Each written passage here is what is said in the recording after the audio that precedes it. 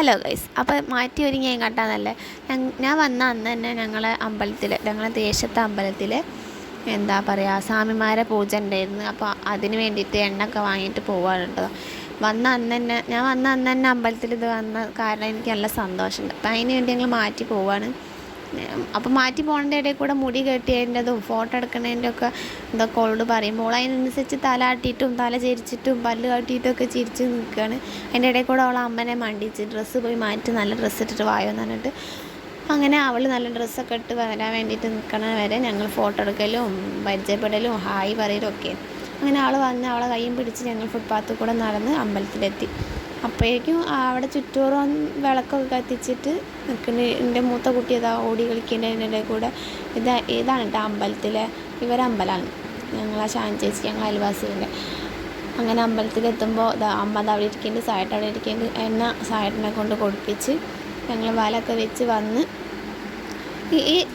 ഒരു കാര്യം പറയാറ്, ഈ അമ്പലത്തിൽ എന്ത് പരിപാടി നടത്തിയാലും ഞാൻ ഹസ്ബൻഡിൻ്റെ വീട്ടിൽ, പക്ഷേ ആ സമയമാകുമ്പോൾ ഞാൻ ഇവിടെ എത്തും. പക്ഷേ ഞാനത് അറിയൂല എന്ന ദിവസമാണ് ആ പരിപാടി നടക്കുന്നത്. പക്ഷെ ഞാൻ ആ സമയത്ത് എത്തിച്ചേരും എന്താണെന്ന് അറിയത്തില്ല. അങ്ങനെ ബോക്സിൽ പാട്ടൊക്കെ വെച്ചിട്ടുണ്ട്, എന്താ പറയുക സ്വാമി പാട്ട് വെച്ചിട്ടുണ്ട്.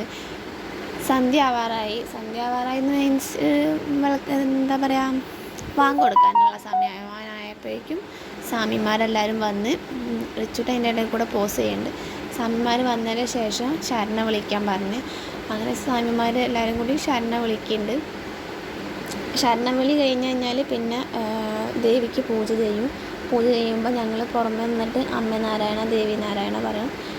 അപ്പം കുറച്ച് നേരം സ്വാമിമാരെ ശരണവിളിയാക്കാം. ശരണവിളി കഴിഞ്ഞതിൻ്റെ ശേഷം പിന്നെ അത് ഞാൻ പറഞ്ഞില്ല, പൂജ ചെയ്യാൻ വേണ്ടിയിട്ട് ഞങ്ങൾ പുറമെ നിന്ന് അമ്മ നാരായണ ദേവി നാരായണ പറയുന്നുണ്ട്. പൂജ കഴിഞ്ഞ് തുറന്നതിന് ശേഷം പ്രസാദം കൊടുത്ത് അവിലും മലരും പ്രസാദം കൊടുത്തതിന് ശേഷം പിന്നെ ഉണ്ടായത് എന്താ പറയുക പുഴുക്കും കാപ്പിയും പപ്പടമായിരുന്നു കേട്ടോ. ചുക്ക് കാപ്പിയും പപ്പടമായിരുന്നു. അത് ദേവിക്ക് സമർപ്പിച്ചതിന് ശേഷമാണ് ഇതായത്. ലാസ്റ്റ് പിന്നെ ഒരു മുട്ട അറുത്തതിന് ശേഷം ഞങ്ങൾ പൂജ അവസാനിപ്പിച്ച് ഭക്ഷണം കഴിച്ചിട്ട് നേരെ വീട്ടിലേക്ക് പോവുക ചെയ്തത്. ഇത് അവിടെ ഞങ്ങളെ ദേശത്തുള്ള സ്വാമിമാരെ വകയുള്ളൊരു പൂജയായിരുന്നു.